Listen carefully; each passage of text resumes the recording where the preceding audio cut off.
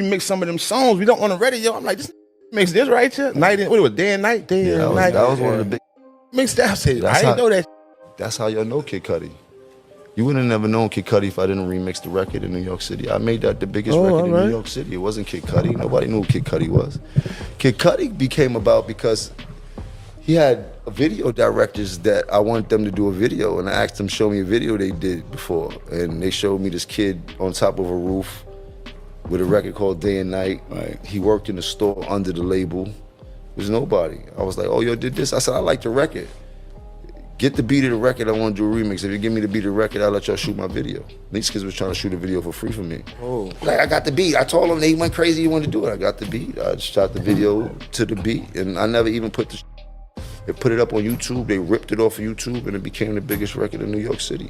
And that's how Kid Cudi became an artist. They ended up giving him a big deal off of Jim Jones' back. We ain't know nothing.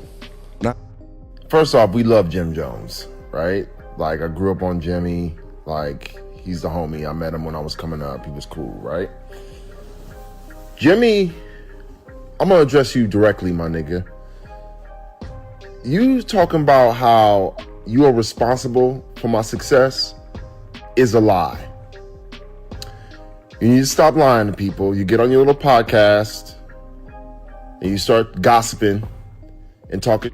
Everybody on your podcast don't know the truth, so they all agreeing with you. But if you look under the comments under that post, you'll see people are letting you know what time it is. Day and Night was already a hit record before you touched it, my nigga. I put it on my MySpace, it blew up, okay? I had an entire mixtape. I was on my way. Motown was courting me. Kanye wanted to sign me. All because of Day and Night, because I put it on my MySpace and it blew up, my nigga. It blew up. I can promise you that Sylvia Rhone did not listen to your remix and say she wanted to sign me. That is not why I have a record deal, bro. Nothing you're talking about is the truth. How do you think I had a music video? I was shooting the music video. I was already on. You saw a hit record and jumped on it, my nigga. Like, you didn't make me, man. You didn't make me. So, like, you gotta stop telling these tales, my nigga. Man, I had to tap in real quick because old Jim Jones is back on the timeline and folks are saying he's capping once again. Listen to this.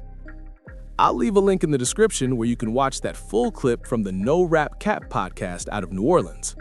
And there are a lot of layers to this conversation because this is the same interview that really kicked everything off. They're down in New Orleans just sitting with Jim Jones, asking questions, letting him talk, like, yo, inform us on this, explain that. This is what we're seeing. And what Jim ends up doing is turning it all the way up because he's naming names and telling stories people weren't around for and don't really know about. That's why this thing keeps growing organically, because of what Jim is saying. And we're outside today. Snowstorm coming in, rain on and off, but it's nothing. Work still got to get done. Snow, rain, sleet, cloudy, it doesn't matter. We're still showing up for sure. Now, Jim Jones just came back and responded to what Kid Cudi said, and he typed this straight through, so yeah, there are some typos in here. If you're not from New York, you probably won't fully get it, LOL. He starts by saying it's just a fact check and that he loves Cudi too, but when Day and Night first dropped, nobody knew who he was. It wasn't on the radio, it wasn't on BET or MTV, it wasn't on mixtapes. He says Cudi wasn't hot in the New York streets as a new rapper, and he says he remembers this clearly. Jim explains how he even ended up freestyling over the record, which is now considered a New York classic. He says Cudi's video was shot by his intern, and the only reason he allowed it was because he wanted to see what work the intern had done. When he saw the video, he told him that if he could get the beat, he'd let them shoot a freestyle video. He makes it clear that it wasn't a feature, LOL. Jim claims the record wasn't getting played on Hot 97 at all before that. There was no Instagram movement, nothing like that. And in 2008, Jim says he was hot outside, really hot. So hot that he only did the video and never officially dropped the audio.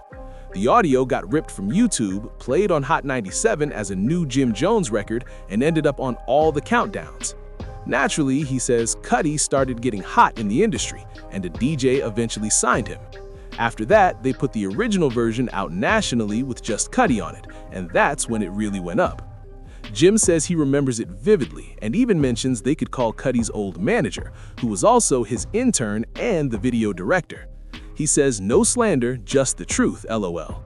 Then he jokes about staying on people's explore pages because it's too easy.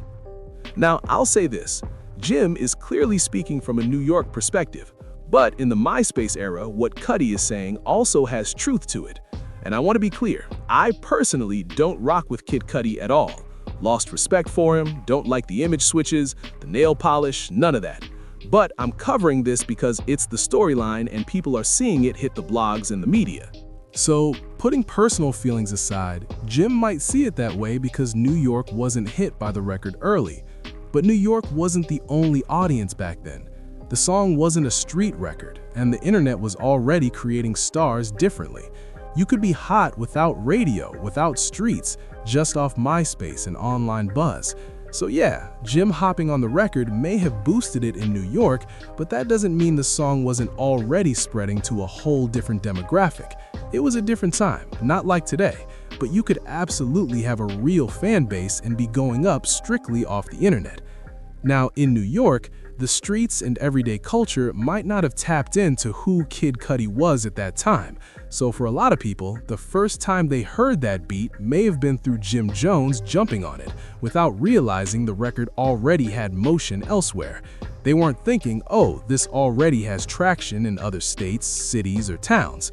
I definitely remember that era when Jim Jones was hopping on beats. I was outside for it.